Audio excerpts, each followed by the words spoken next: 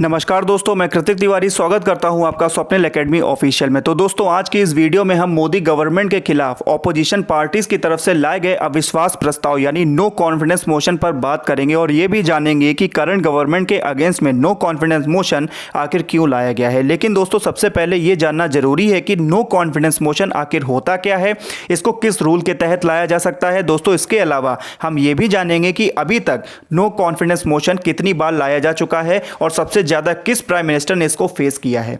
दोस्तों, आज की ये video exam point of view से काफी इंपॉर्टेंट होने वाली है, इसलिए वीडियो को शुरुआत से लास्ट तक जरूर देखिएगा। लेकिन वीडियो को शुरू करने से पहले अगर आपने चैनल को सब्सक्राइब नहीं किया है तो चैनल को सब्सक्राइब कर लीजिएगा। दोस्तों, नो कॉन्फिडेंस मोशन को आर्टिकल 198 के तहत लाया जा सकता है। अब आप ये सोच रहे होंगे कि लोकसभा में तो 545 मेंबर्स होते हैं, तो कहीं ऐसा तो नहीं कि कोई मिनिस्टर या किसी पार्टी का अध्यक्ष ही इस मोशन को ला सकता हो। तो दोस्तों, मैं आपको बताना चाहता हूं कि नो कॉन्फिडेंस मोशन को पार्लियामेंट का कोई भी मेंबर गवर्नमेंट के अगेंस्ट में ला सकता है। बस शर्त यह होती है कि जो भी मेंबर गवर्नमेंट के अगेंस्ट मोशन ला रहा हो उसके पास मिनिमम 50 एमपीज का समर्थन होना चाहिए। दोस्तों, इस मोशन को 10 बजे से पहले लोकसभा स्पीकर को देना होता है और फिर स्पीकर ये डिसाइड करते हैं कि उस मोशन को एडमिट करना है या नहीं। लेकिन 99% चांसेस यही रहते हैं कि स्पीकर मोशन को एडमिट कर लेते हैं।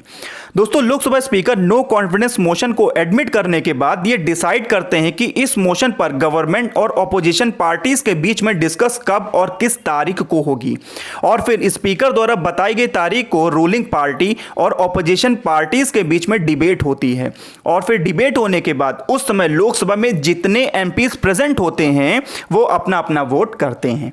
दोस्तों, अब आप ये सोच रहे होंगे कि ये कैसे डिसाइड होता है कि नो कॉन्फिडेंस मोशन लाना सफल हुआ कि नहीं।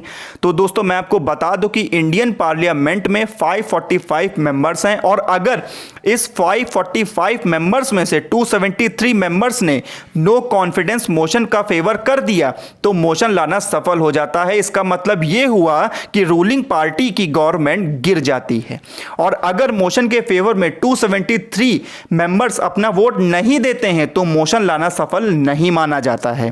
इसका मतलब यह हुआ कि रूलिंग पार्टी की गवर्नमेंट पहले की तरह ही गवर्नमेंट चला सकती है।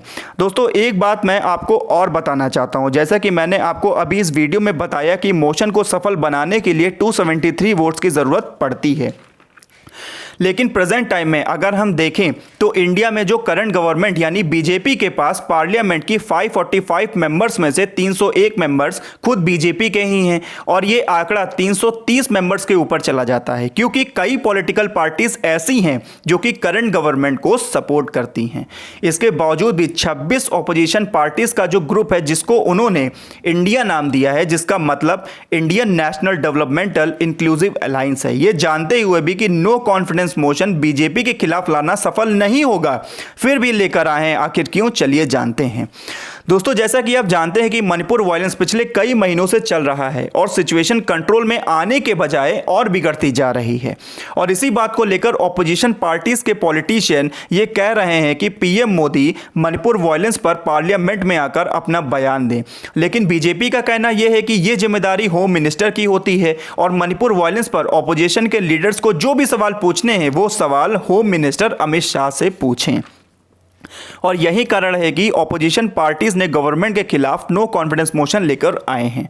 लेकिन दोस्तों, इस मोशन को लाने का मुख्य उद्देश्य पीएम मोदी को पार्लियामेंट में लाना है जिससे ऑपोजिशन पार्टीज के नेता पीएम मोदी से मणिपुर वायलेंस पर सवाल पूछ सकें। और इससे पहले यानी 2018 में भी ऑपोजिशन पार्टीज मोदी गवर्नमेंट के अगेंस्ट नो कॉन्फिडेंस मोशन लेकर आए थे, लेकिन वो मोशन सफल नहीं हो पाया था।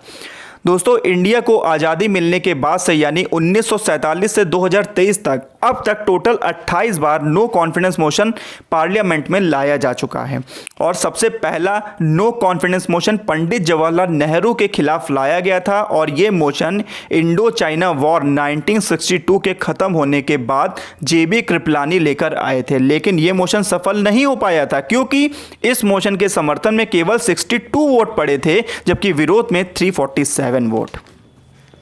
दोस्तों अगर बात करते हैं सबसे ज़्यादा नो कॉन्फिडेंस मोशन को फेस करने वाली पूर्व पीएम की, तो वो थी श्रीमती इंदिरा गांधी, जिनके पूरे कार्यकाल में ऑपोजिशन पार्टीज 15 बार नो कॉन्फिडेंस मोशन लेकर आए थे। दोस्तों वीडियो अच्छी लगी हो तो वीडियो को लाइक और चैनल को सब्सक्राइब जरूर कीजिएगा और आपकी इस खबर पर क्या राय है कमेंट बॉक्स पे कमेंट करके ज़रूर बताइएगा।